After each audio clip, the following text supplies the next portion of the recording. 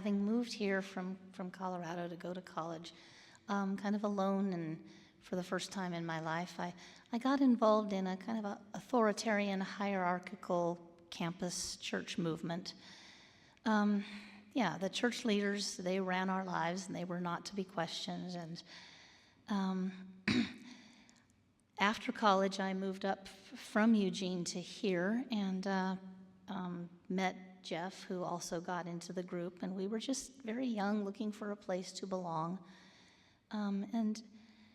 It was, we met a lot of people that became close friends, but it was very much an us-them mentality, very hostile to what they called secular culture. Like we were a beleaguered group of the righteous besieged by the ungodly, crazy, hyper-legalistic rules. You couldn't even go home to visit your parents without permission of the church leaders.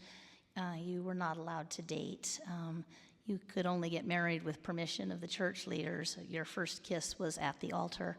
And, we met in this church. We got married, did it their way, had kids. It did, for various reasons, get a little less authoritarian over time, but it was still very male leadership-oriented, very strict about things. And when our younger child was about 2, we'd had enough. We left.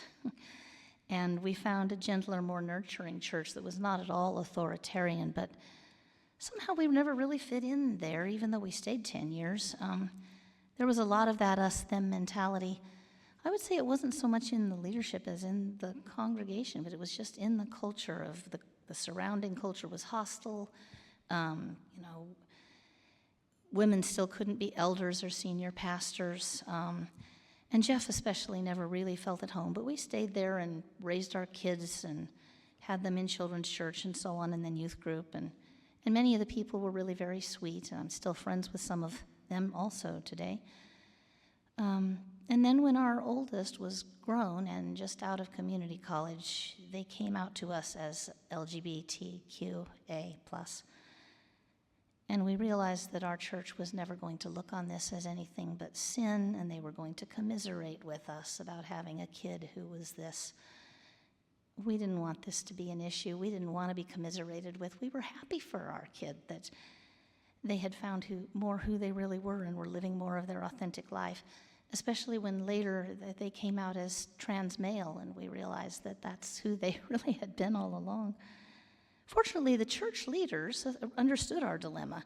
I don't know whether they agreed or disagreed with the church's stance on LGBTQ+, but they had to uphold the church's official position. But we left very amicably, and I still belong to the women's book club at that church. And we were deciding where to look for a new church, and I took a questionnaire that sort of came up online. What denomination are you doctrinally? The quiz results were Methodist, pretty much down the line. So I said to Jeff, let's try a Methodist church. Well, which one? There's one in Corvallis, there's one in Albany. Well, the one in Albany has a 10:30 service, and the one in Corvallis has a 9:30 service, and it's easier to get to a 10:30 service. So, of course, now we're kind of used to the 9:30 service, but back then that was, and then when we got here, everybody was so friendly, and fell in love with the organ, honestly. Had never been in a church with an organ. And we could tell, it wasn't yet, hadn't yet had the vote to become a reconciling congregation, but we could tell that that was just not an issue. And also, there wasn't really an us-them mentality. Everyone's considered a child of God, even if they aren't in a church at all. We liked that. We liked the people, we liked all of you. And so we decided to come back, and then come back. And so the rest is kind of history. Jeff can't be here today, but he asked me to read this poem that he wrote about our experiences, his experiences. He's a very good poet, called True Beliefs. Why was I there? Why did I stay? Was it because I believed, had an experience, a revelation? Did I really change, or was I just pretending? I don't think I'll ever know. I knew I was lonely, knew I was tired.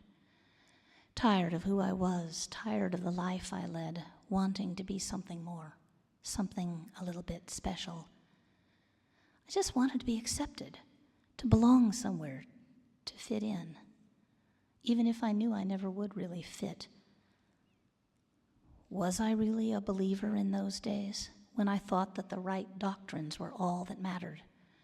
Or did I just want to be believed by others who said they believed, to be counted as one of the chosen few, just to be counted as something? But is belief a habit, a way of life, a set of rules you agree to obey?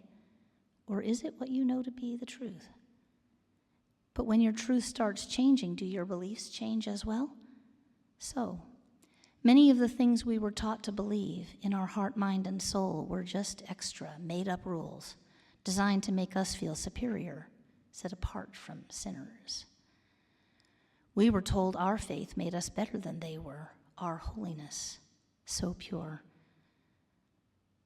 And so, when I finally noticed that their words didn't match their actions, when what I professed didn't match what I saw, when we proved no different than the world we always claimed to be so different than, why did I stay after that? I stayed for the people. I stayed for my friends. Foolish as we perhaps were, we were all of us just blind and lost, just stumbling about, trying to find our way home through the fog.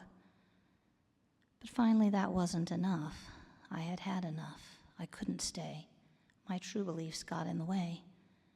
And so I left, confused over what I still believed. I tried to read the words without their spin, tried to decide for myself where the truth really lay. I just knew it wasn't their rules, their prejudices, their condemnation of all those who weren't us. And for a while I lost my way. I wanted to believe, even when I did not, for I did not believe, not really believe, till the day came at last. I discovered, buried deep inside me, my own true beliefs. I had found a small, tiny seed of something real had sprouted.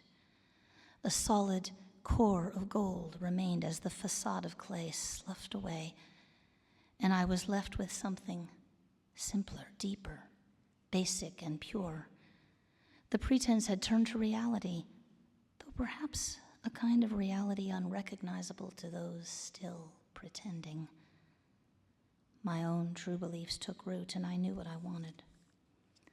I wanted a home that was really a home, not an army boot camp or training facility. At times I despaired of finding one. At times I gave up. Did my beliefs disqualify me? Would I be forever outside looking in? But when a place finally appeared, my years in the wilderness died hard. I was doubtful, reluctant to commit myself. It was so hard to trust again, hard to let go of the past, hard to let my true beliefs shine. But gradually, it is happening. Gradually, sometimes painfully so. But true beliefs will grow where they are planted, and I have decided to plant them here. Now I am willing to stay and see what fruit may grow, and let my true beliefs become in truth, my truth.